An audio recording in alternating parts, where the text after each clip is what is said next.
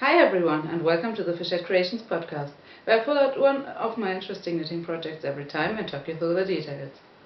Well, that was stumbly, but we'll take it. I don't have time and the energy and interest in doing it all over again. As you can see, I'm wearing a wool garment that's riding up quite, unflatteringly. I think it's better this way. It has cooled down significantly, and I couldn't be happier. It's actually a bit too warm right now to be wearing this, but without any cover, it's too cold, so I pretty much decided just to wear wool and go with it and be too warm.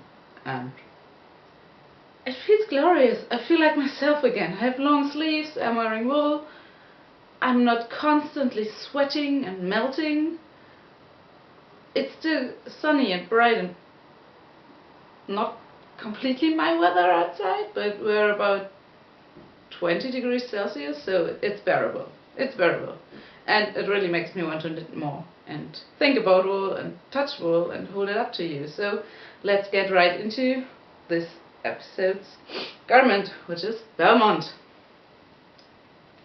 Or rather, it isn't. So, as many of you will know, Belmont is a cardigan pattern by Gudrun Johnston. It's quite well known, I think, at least since Woolenvine made her version of it. So it's a plain stockinette, sleeves and back, and lace front cardigan with a, square neck line. I'm not sure. So the overall shape of this one is exactly the same as Gudrun Johnston's, and it's obviously her lace pattern and her numbers, but the whole construction I made up myself and modified to death. So what else? Just in general, I used Lang Yarn's natural socks in anthracite, so charcoal grey. It's a superwash 100% wool, and if I look at all distracted during this episode, it's because the cutest, tiniest little kitty cat has curled up next to me in a ball of fluff, and it's just so sweet. Can you see anything? Can you see this foot that he's raising? Oh my goodness, he's so sweet. So, I'm sorry, let's get back to it. So, it's a 100% wool superwash yarn. I wanted a lighter cardigan, and I wanted a different shape than I've done so far, because I've been experimenting with wearing dresses and skirts this year, and I felt like I needed some more cropped wool garments, cardigans mainly, to wear over dresses. So that's what this is supposed to be. And I'm really quite happy with it, although I have not yet worn it with a dress. I've only worn it once, and that was over jeans, which kind of works and kind of doesn't, because if it stays down when I pull it down, it actually looks quite nice over jeans, because it hits just above my belt. But as soon as I start moving, it rides up a little. So it does hit me at my natural waist, the way it fits when I'm actually moving while wearing it. So I'm quite happy with that for wearing over dresses. That's exactly what I wanted, but it doesn't really work over jeans. So apparently I need more dresses. Also, if you have any recommendations of sewing patterns for complete beginners, let me know. I'd really like to get into sewing my own things. So, tangents aside, let's get back to Belmont. Yeah. Shall we? Well, let's get back to the cat podcast. So Belmont, as it is written by Gudrun Johnston, is knit the body in one piece from the bottom up to the underarms, including the button bands, which are integrated the way she has written the design. It then is split at the underarm, and you finish the back and both fronts separately, including all the shaping for the satin sleeves. Yep. Tu das vorstellen. Stell drüber reden. And you then do the I-cord edge around the neckline, and pick up stitches for the sleeves and work them top down with a short row shaped sleeve cap. I pretty much stuck to the bottom up construction and did everything else completely different. So the first modification that I should point out is that I didn't use her twisted rib that alternates between different numbers of knits and purls. I just went with a plain 1x1 ribbing all the way. I also decided if I'm having to knit flat, I want smaller pieces. So I did not knit the body in one piece. I did it seamed. It's completely seamed. I turn it inside out, you can maybe see it. Here is a seam running up the whole side. So I decided to knit the back and both fronts completely separately, and yeah, switch out the twisted, more fancy ribbing at the bottom for just a simple 1x1 ribbing, and also not do the integrated button bands. So what I did is knit the back on its own first, because it was the largest and easiest piece to do. I then knit both fronts. I seamed the shoulders, I seamed up the sides. I then picked up the button bands along the fronts and knit them sideways, also in 1x1 ribbing, just to mirror the bottom ribbing, because the way it is done in the pattern is just integrated in the bottom ribbing and is growing out of it, so I wanted to mirror the same style of ribbing, but I decided to knit the button bands after the fact. I then also finished the neckline first. If I'm doing a seamed piece or anything where I have to do the sleeves later and have to do some finishing and button bands and anything, I prefer to do the complete body first, and that includes seaming everything. That includes doing the button bands completely and also the neckline. So, Loki, nein! Nein!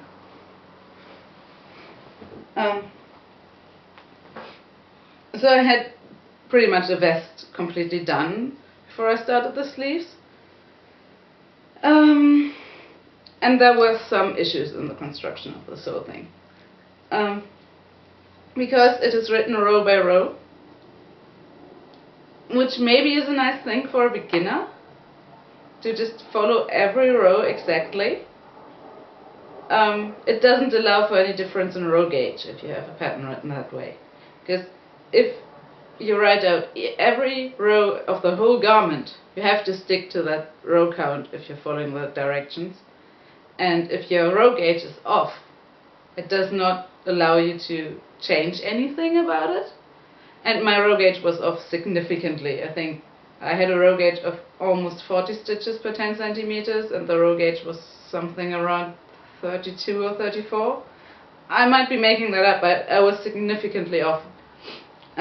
So it would have been incredibly short, and the sleeve, the arm size, would just have been too shallow had I done it the way the pattern was written.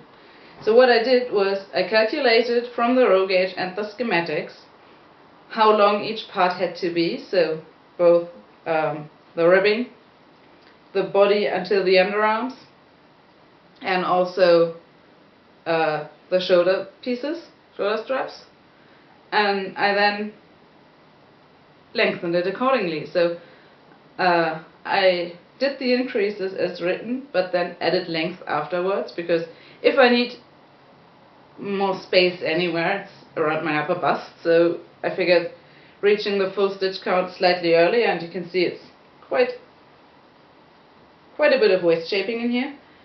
I figured reaching the full stitch count earlier, so lower on the bust, would give me a better fit, if anything.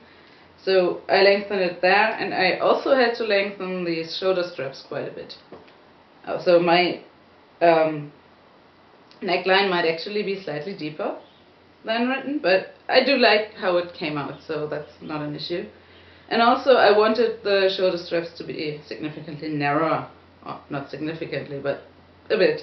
Because as I have touched on before, I have quite narrow shoulders, so I wanted them to sit far enough in and not hit me somewhere here when my shoulders are actually here.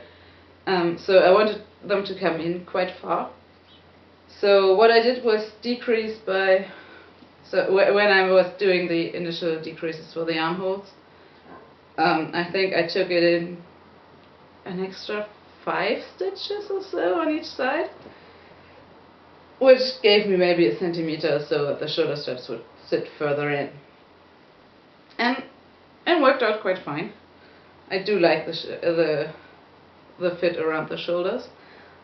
I have yet to have anyone take pictures of me actually wearing this, but the one time I was wearing it and looking in the mirror, it did look quite nice around the shoulders. So if you're interested in this pattern, be aware that you will have to do quite a lot of your own calculations if you cannot get row gauge. And I'm someone who has a notoriously short row gauge, so it happens pretty much all the time for me that I have to lengthen stuff. And flies. I hate flies. And this one, it's been annoying me for some hours already. Loki, go get it. Where was I? So yeah, I have a notoriously short row gauge, so usually I have to lengthen things, which is fine if something like increase and decrease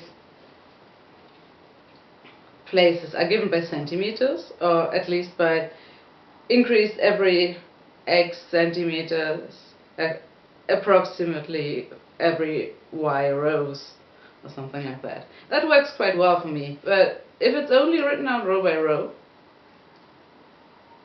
it's quite annoying how much work you have to put into something when you just want to follow a pattern. So I do not like this style of pattern writing, and I also did not think for this particular pattern it was easy to follow at all, because it was just so much information and not very well typeset. It's a long pattern in terms of pages, but I think it could actually be much improved by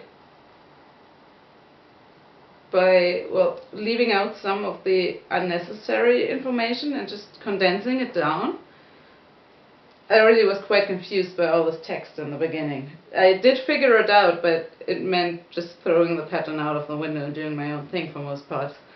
So I did get quite a nice garment, I think, that actually looks similar to what the pattern is and supposed to give you, but it also was quite a lot of work that I do not like to put into a pattern that I buy. If it's a free pattern I'm following, I'm happy to do all these calculations. That's why I often choose free patterns and do my own thing to begin with.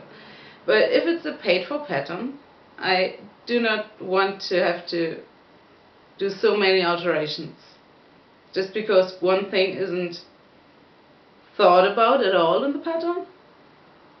There wasn't any note on what to do if you cannot get row gauge, and it was actually not the easiest thing to figure out how long each part should be. If you just put that information in a pattern, you know at first glance if you're off, and you do not have to measure your row gauge and just divide up measurements in the schematics and everything.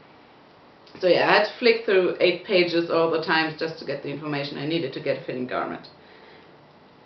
Pattern criticism aside, I still love that garment, and I still learned a whole lot from it. This is only my 3rd seamed garment, so it's still a technique I'm quite new to in construction. Satin sleeves are still a construction I'm very new to and I want to explore further.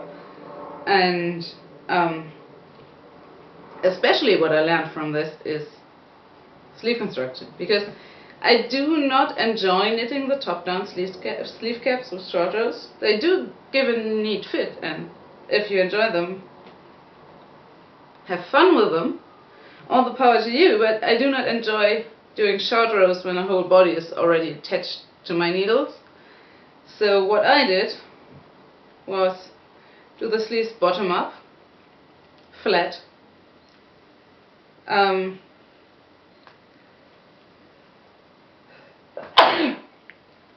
and do a traditional sleeve cap and seam it in afterwards.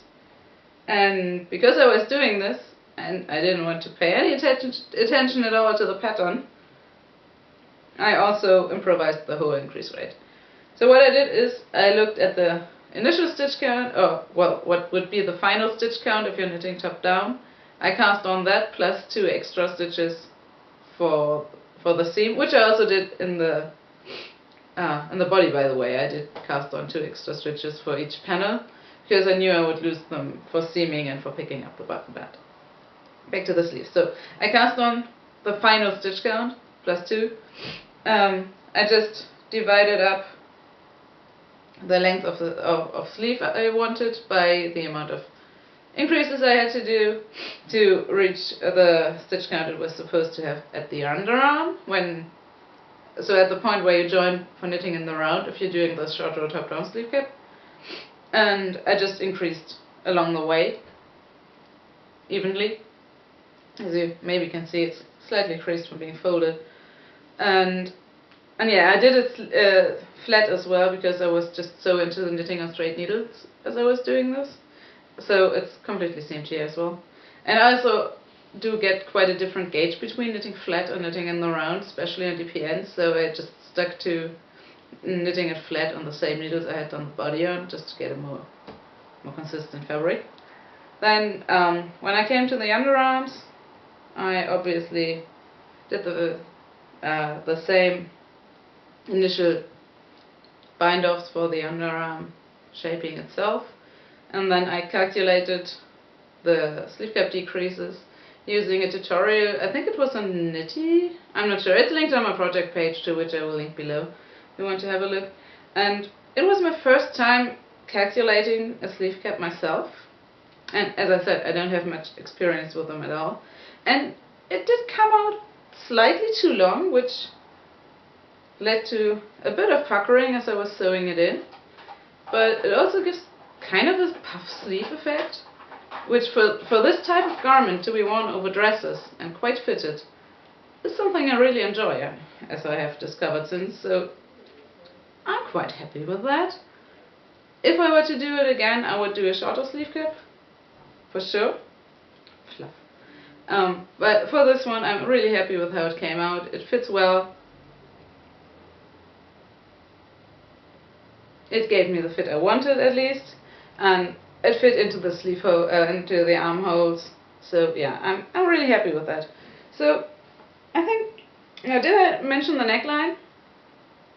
When I had seamed the body and knit the button bands, I picked up for the neckline and knit 1 or 2 rows back and forth, and then did an I-cord bind off just to give a neat edge without any ribbing, which is as written in the pattern, and I think it looks quite well. So the last thing to add to this were the buttons. I knew I wanted some kind of vintagey buttons, maybe black glass, maybe metal, and then I stumbled across these beauties on Etsy. They are, I'm not even sure, some kind of blue flower. I don't know what exactly, bluebells or something. But they are painted onto the metal, and they also stand out on the button, so kind of a relief. And I really, really like those. I was so happy to have found them, and they are so, so pretty. I think I paid 14 euros for, from the Etsy listing, 16 buttons, and I needed 10 in this garment. But what actually arrived were 21. So I still have 11 of those left, and I'm sure I will find some use for them. They are so, so pretty. I'm so happy to have them. And they actually do not fit my buttonholes. So I did quite small buttonholes on this one. And these large buttons, which are a lot larger than I had planned for, because my original idea was to use tiny black glass buttons, which is why I did small buttonholes. So yeah, these don't fit through the buttonholes, so what I did was sew them on through the holes. I cannot currently unbutton this cardigan. But that's fine for me, because A, it fits better closed, completely buttoned up anyway, because it's such a negative ease close-fitting garment. So it looks best when it's fully buttoned. And B, I'm sure in a superwash garment the buttonholes will stretch over time. So at some point, I'm pretty sure I will be able to unbutton this again. And until then, I'm more than happy to wear it as a pullover because, well, it's what works best anyway to have it closed. And I couldn't be bothered to rip back the buttonhole and the neckline edging, the button band and the neckline edging just to do larger buttonholes. So it's not really a cardigan at the moment, it's a pullover with decorative buttons on the front. But I still love it, I'm still quite happy with it, and I'm sure either they will stretch out, or if I'm annoyed by having to pull it over my head, I will at some point go back and redo the button band. But for now, that's how it is. So yeah, I think that's all I wanted to say. Oh, and if I hold it up like this, you can see how long the sleeves are. I did actually knit them too long. They are, I think, 54 centimeters from the underarm. I usually go for 50. And the cardigan itself is quite cropped compared to what I usually wear. So yeah, it looks ridiculous like this, but I do like a sleeve that I can pull over my hand, so it works. It works. For me at the moment, anyway. But yes, these sleeves do look absolutely ridiculous when they are hanging down. And I have to fold them inside the cardigan if I fold it up like this, just so they don't get tangled everywhere. But I think that's actually everything I wanted to say about this. I know I didn't talk too positively about the pattern, and I'm not convinced I would ever knit anything by Gudrun Johnston again after this experience. But the finished garment is one I really enjoy, and one that taught me a lot in the process. So just for yourself, if you can get her roll gauge, it's probably a lot easier to follow, and if you don't decide to change it all up, it might also be a lot easier to follow. But be prepared to have to do your own calculations if you cannot get roll gauge, and do your own math and put a lot of work into it, because it's not a pattern that is written in a way that allows for easy modifications. Let's just put it that way. For someone who can get her roll gauge, I think it might actually be quite a relaxed knit, because you can just follow it row by row. But if you are off in any way, be prepared to do a lot of math. Third time saying it's all I wanted to say about this, but I think third time's the charm, and I'm actually done for today. So thank you very much for watching. I hope you enjoyed Loki joining us again. He is currently next to the camera. Let's see. Yeah, here it is. So thank you very much for watching. Thank you very much for joining us for another sweater talk. And I hope you also learned something new from this, or maybe at least started to think about how patterns should be written in your opinion and to suit your needs. Because that's something I spend a lot of time thinking about. There are so many styles of pattern writing, and we all are different in what we want from a pattern. So I don't know. Let's talk about pattern writing. What style do you prefer? What is it that trips you up the most? I'd really like to hear from you. You can, as always, find me on Instagram as Caledoniana, and on Ravelry as Obsty, and there's also a Fishhead Creations Ravelry group for all things podcast, but also for test knitting my upcoming designs. So please join us there. You will find all the links in the description box under this video, and I hope you enjoyed watching this episode, and thank you for being here. I will see you next week. Bye!